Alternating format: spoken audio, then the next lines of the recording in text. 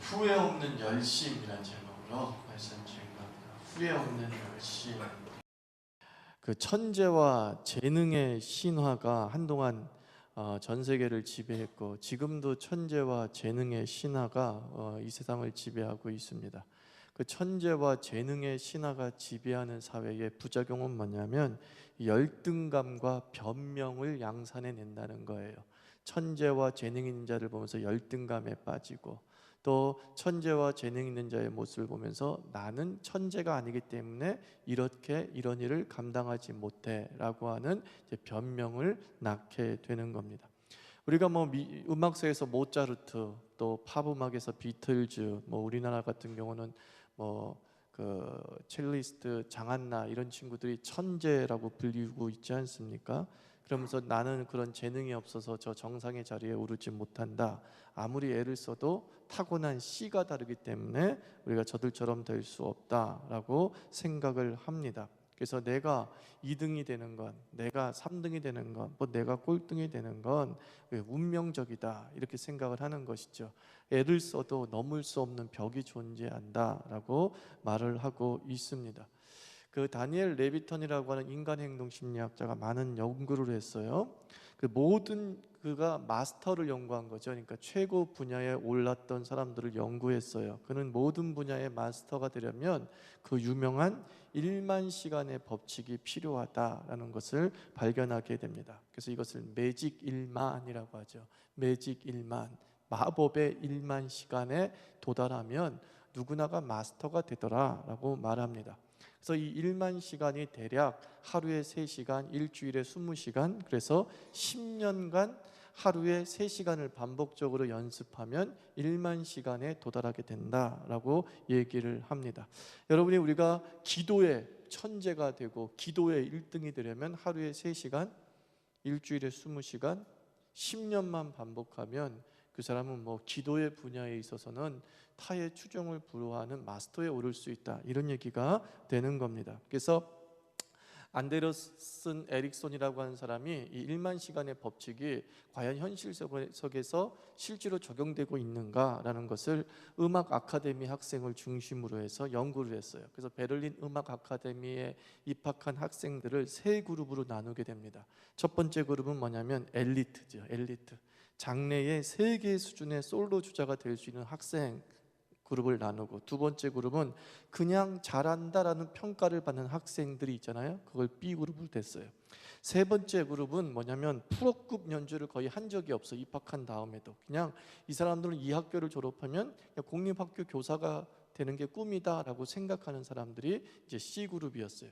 그래서 그 학교에 이렇게 3개의 그룹으로 학생들이 나눠지게 되더라는 것이죠. 그래서 이 3그룹의 사람들이 엘리트라고 생각하는 사람과 그냥 교사가 됐으면 좋겠다고 생각하는 사람들이, 그러면 처음 바이올린을 집어든 순간부터 얼마큼 연습을 해왔는가라고 이제 인터뷰를 하고 조사를 했다는 거죠. 근데 희한하게도 공통점이 있었는데 이 3그룹 다, 즉 엘리트 그룹과 공립교사가 됐으면 좋겠다 하는 좀 평범한 음악 바이올리니스트들이 출발은 다 5살 전후에 시작했다는 거예요. 다들 바이올린을 잡은 게 거의 5살 전후에 잡았어요. 그래서 몇 년간은 연습 시간이 다 비슷했더라는 거예요. 일주일에 2~3시간씩 A그룹도 B그룹도 C그룹도 그렇게 막 10살, 12살, 13살 될 때까지는 연습 시간이 비슷하더라는 거죠. 그런데 언제부터 시간 차이가 발생하기 시작하냐면 3년, 4년 지난 8살, 9살 때부터 갑자기 이제 그 똑같이 시작했던, 그리고 동일한 연습을 하던 친구들 사이에 점점점 연습 시간의 차이가 발생하기 시작을 했다는 거예요. 그래서 9살에는 일주일에 16시간, 10살 때는 12시간, 14살 때는 16시간, 20살이 되면 일주일에 30시간을 연습하던 애들이 생기기 시작했다는 거죠. 그래서 이 20살이 돼서 베를린 음악대학에 합격한 걔네들이 누구냐면 바로 1만 시간을 법칙을 도달한 상태에서 베를린 음악대학에 들어온 거예요.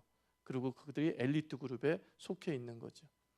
그러니까는 베를린 음악대학에 이 A그룹, B그룹, C그룹까지는 다 입학을 할 수 있어요. 입학을 할 수 있는데 들어올 때부터 참 타고났다 싶은 애들은 애들은 5살 전후에 시작을 하면서 꾸준하게 10년 동안 연습을 해서 1만 시간에 도달해서 엘리트 상태가 돼서 들어왔다는 거예요. 그러니까 출발은 분명히 똑같았는데 이런 차이가 발생하는 것은 20살이 될 때까지, 그 학교에 입학할 때까지 어떤 이들은 1만 시간을 못 채웠고 어떤 애들은 1만 시간을 채웠고 어떤 애들은 턱도 없는 1만 시간 중간에 도달한 상태. 그러나 평균점 이상이니까 그 학교에는 들어가게 되었다 이러는 거죠.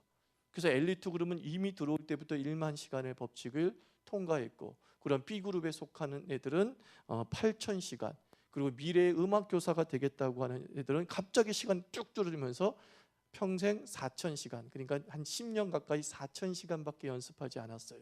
그러니까 뭐예요? 그냥 그 학교에 들어갈 수준만 공부를 했다는 거죠. 그 아이가 꿈이 나는 공립학교가 교사가 되는 것이 꿈이야, 그 꿈 때문에 그가 그 수준에 머물러 있는 것이 아니라 사실은 그 아이는 5살에 시작할 때는 다 엘리트가 되고 싶은 마음으로 시작했을 거 아니에요. 근데 그의 꿈 때문에 그의 수준이 낮아진 것이 아니라 그의 투자 시간 때문에 그의 꿈이 작아진 것이다, 이렇게 해석을 하게 되는 것입니다. 그러니까 결론은 이거더라고요. 연습하지 않고 정상에 오른 천재는 없다라는 거예요. 연습하지 않고 정상에 오른 천재는 없어요. 그래서 이 10년 법칙 또는 1만 시간의 법칙은 우리 모두에게 적용이 되는 겁니다. 모차르트 얘기를 한번 하면, 모차르트가 신동이죠. 11살 때 작곡을 한 나이예요.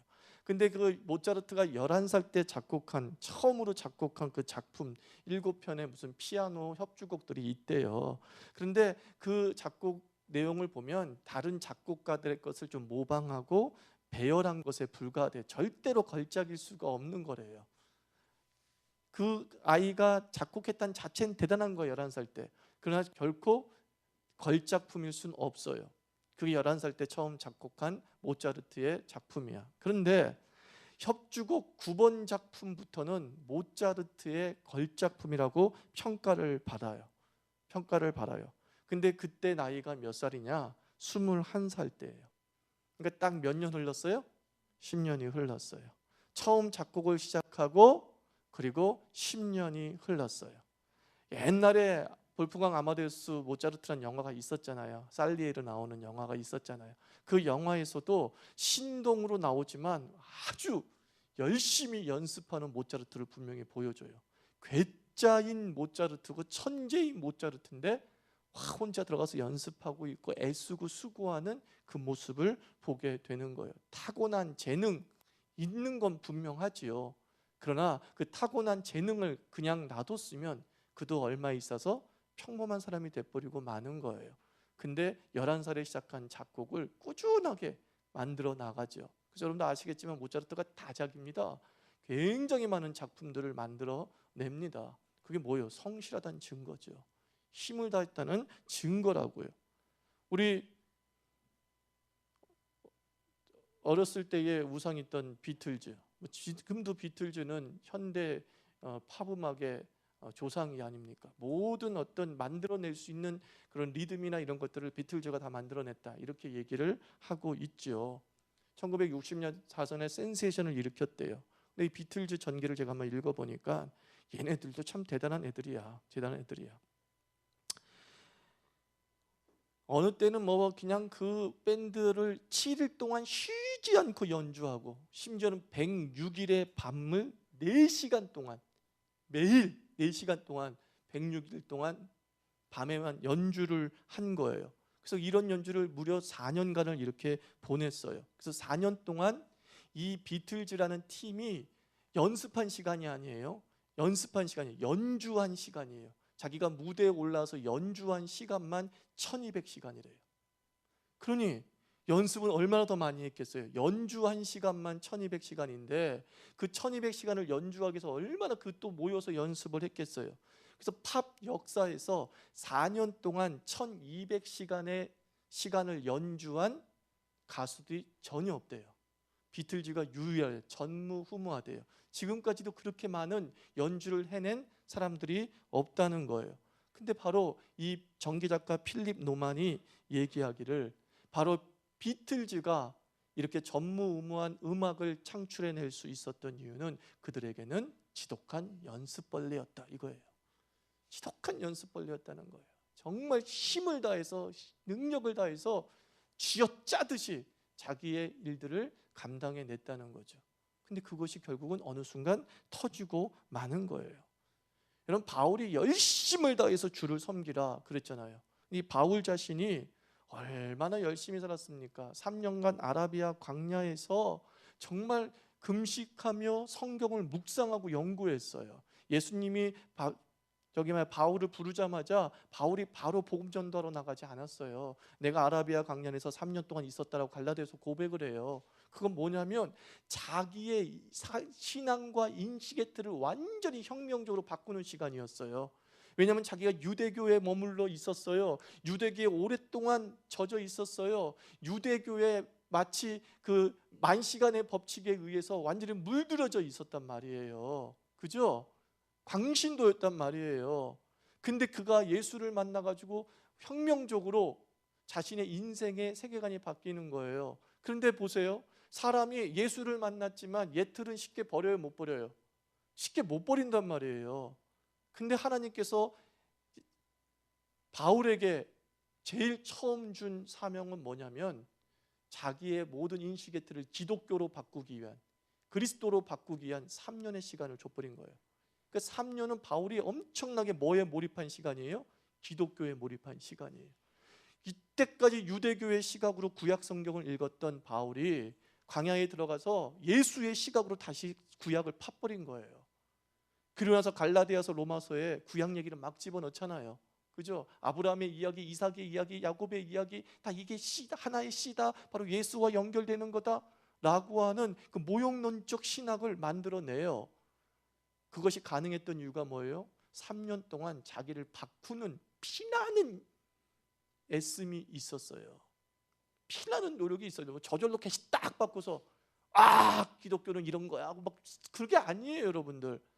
바울에게는 3년이라고 하는 몰입의 시간이 존재했어요. 완전히 자기를 뒤바꾸는 1만 시간의 법칙이 24시간 내내 바울에게 존재했어요. 그래서 바울은 10년 만에 이루어낼 인식의 틀을 3년 만에 깨뜨려 버린 거예요. 그 3년을 시간으로 계속하면 1만 시간이 돼요. 1만 시간이 돼요. 남들 잠잘 때, 남들 밥 먹을 때, 그럼 광야에서 아무 짓도 안 했어요. 기도하고 성경 묵상하고 기도하고 성경 묵상하고. 그것이 바울을 만들어낸 것입니다. 그래서 바울은 후회 없는 헌신을 한 거죠. 열심을 내지 못하는 것이 나중에 후회가 될 때가 있다고요. 내가 그때 왜 열심을 내지 못했을까? 내가 그때 왜 최선을 다하지 못했을까? 얼마나 후회가 될 때가 있는지 모릅니다. 우리 한 사람 한 사람 살아감에 있어서 후회 없는 삶을 살아야 되지 않겠어요? 그죠? 변명하는 삶을 살면 안 되잖아요. 나는 머리가 나빠서, 나는 타고난 환경이 좋지 않아서, 나는 재능이 없어서. 참 이거는 비겁한 변명이에요. 비겁한 변명이에요. 남들도 그렇게 했다면 나도 할 수 있는 거죠. 늦었나요? 난 늦었다고 생각하지 않습니다. 지금부터 우리가 해 나가면 충분히 이 모든 한계를 저는 뛰어넘을 수 있다고 믿습니다. 우리에게 내가 지금 초점을 맞추고 있는 일이 무엇인지 한번 생각해 봅시다. 다시 나를 점검해 보는 거예요. 내가 반드시 이 일은 해야 되는 일이 있어. 그렇다고 한다면 내가 그 일에 얼마나 몰입도를 가지고 집중하고 시간을 내고 있는가 한번 물어봐야 되는 거예요. 내가 노력도 안 해보고 난 머리가 나빠서 뭐 성적이 안 올라, 난 타고난 머리가 이래, 이것이 나중에 내가 1만 시간을 투자하고 난 다음에 후회해도 늦지 않는 후회입니다. 근데 먼저부터 그 얘기를 끄집어내면서 자기를 변명하고 합리화시키다 보면 인생을 낭비하게 되는 거예요. 인생을 낭비하게 되는 거예요. 뭔가 파고드니까 되긴 됩디다. 제가 그 말씀드려요. 내가 무슨 전기에 대한 재주가 있습니까? 무슨 IT 쪽에 대한 재주가 있습니까? 하나도 없어요. 하나도 없어. 근데 개척 10년이 나에게 그런 능력을 줍디다. 개척 10년 동안 한 게 그거야. 이사를 몇 번 하는 바람에, 몇 번 하면 다시 그 일을 또 해야 되고, 다시 그 일을 또 하고, 다시 그 일을 또 해. 계속 하고 있었어요. 계속 하니까 됩디다. 이렇게 어떻게 영상을 어떻게 연결해야 되고, 어떤 기계를 사야 되고, 그 다음에 소리를 싱크를 맞추려면 어떻게 하게 되는 거, 10년 동안 계속 했던 거라서 막 머리에 그림이 그려져요. 아, 나에게도 이런 재주가 있었던 거예요, 사실은. 그런데 뭐예요? 사장시키고 안 해서 그런 거죠. 안 해서. 그래서 여러분들도 마찬가지라는 겁니다. 뭔가 여러분들이 남을 부러워할 필요 없어요. 내가 남들이 부러워한 걸 내가 해보세요. 어떻게? 열심으로 한번 해보세요. 그러면 그 수준에 이를 겁니다. 기도하는 사람 부럽죠? 그럼 어떻게 해야 됩니까?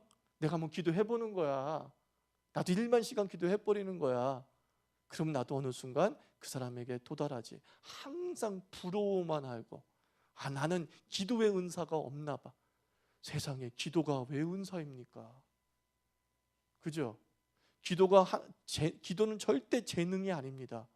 기도는 본능이에요. 누구나 갖고 있는 거예요. 하나님이 누구나에게 심어준 거예요. 그것을 하기만 하면 되는 거예요. 단지 하지 않아서 힘들고 어려울 뿐이죠. 우리 교회도 초창기에 철야기도 할 때에 기도 제목 몇 개 준 다음에 순간순간 기도 제목 던져줬잖아요. 그러고 나서 누구 권사님 마무리 기도하시고, 누구 집사님 마무리 기도하시고, 정말 얼마나 부담스러워했습니까? 갑자기 즉흥적으로 기도를 시켜버리니까. 그러니까 어때요? 한 4년 동안 해보니까 옛날에 다 하잖아요. 그냥 기도 제목 준 다음에 다 같이 기도하고, 마무리 기도 누가 해주세요? 하면 쫙 기도가 술술 나와요. 몇 번이나 계속 4년 동안 반복하니까 처음엔 부담되고 힘들 뿐이죠. 이 모든 게 마찬가지입니다. 혹시 여러분들 삶에서 중단하고 있는 것이 있습니까? 지나온 시간 너무 아깝잖아요. 그동안 그거 했던 거 너무 아깝잖아요.